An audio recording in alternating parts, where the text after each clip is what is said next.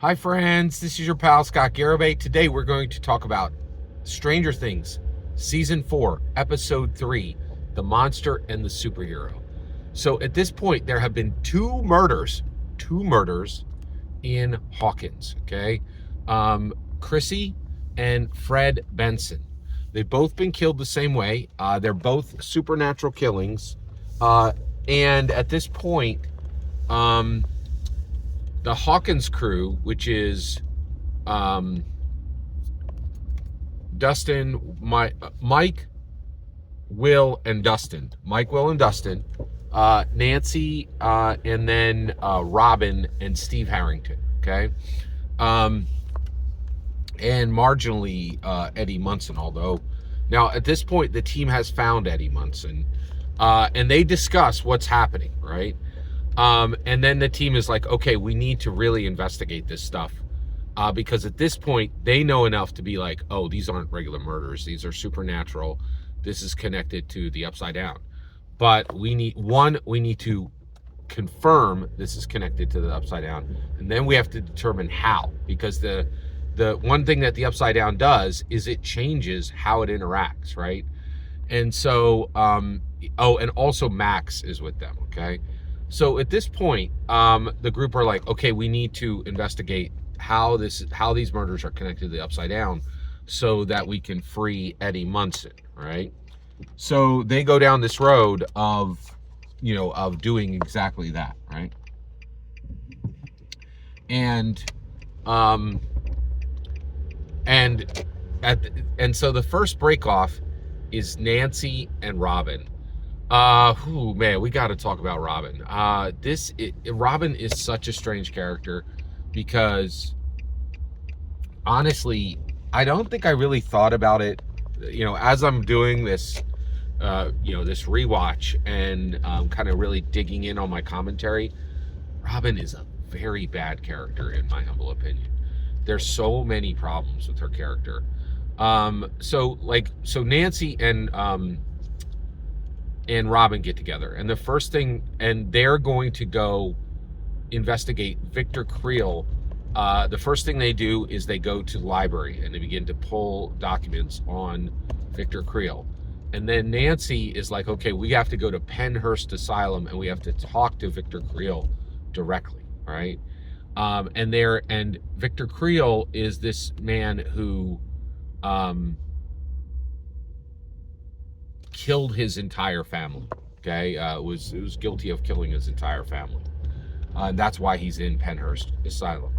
And so Nancy's like, okay, we're gonna pose as researchers from a university.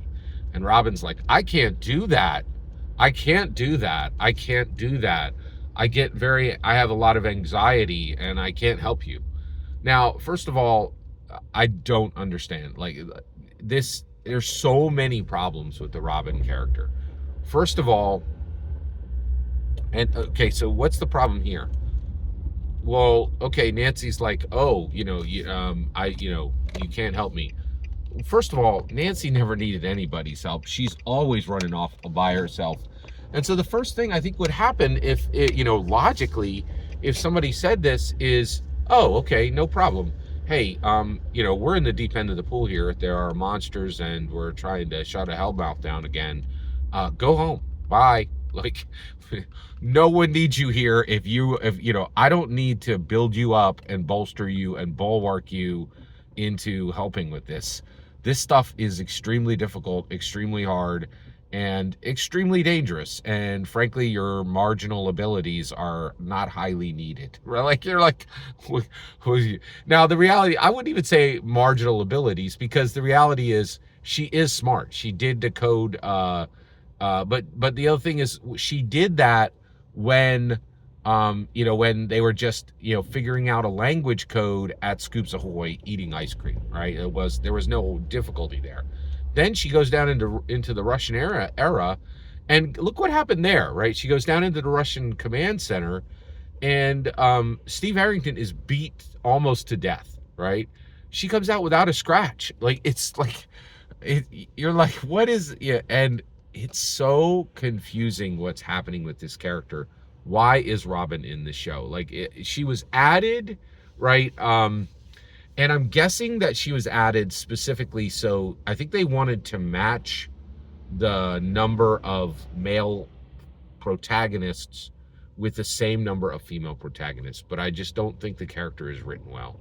And it definitely steps on other storylines.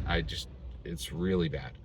So at this point, they go, and their next step is to go and investigate Victor Creel at Penhurst. The next thing that happens is Max and is Mike, Will, Dustin, and Max. They need to get information about Chrissy herself. Why did this happen? Why was she murdered? So what they do is they, and one of the things they realize is they get some information that she was feeling very sad, and that she was feeling very sad, and that she was getting, she was having flashbacks, and she, almost like hallucinations, right? And so what they decide to do, and man, this is dark. They decide to break into the high school psychologist's office and get her files, and they get other files as well. So now, and honestly, I love the core four. They are the heroes of the show, but this is pretty abominable. Like, I was like, okay, I guess you're, investigating a murder, but like stealing somebody's psychology notes, right? Like this is a betrayal of doctor-patient privilege, and this is pretty dark, right? So, but they do get in, and they do find out that she was having sad thoughts. She was doing very poorly, and she needed to, and she was having these hallucinations. She was hearing a voice talk to her.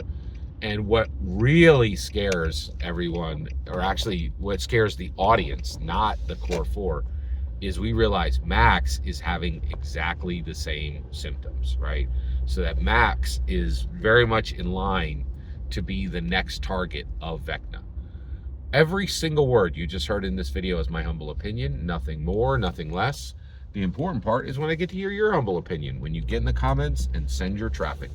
Please consider subscribing, and have a fetch millennium.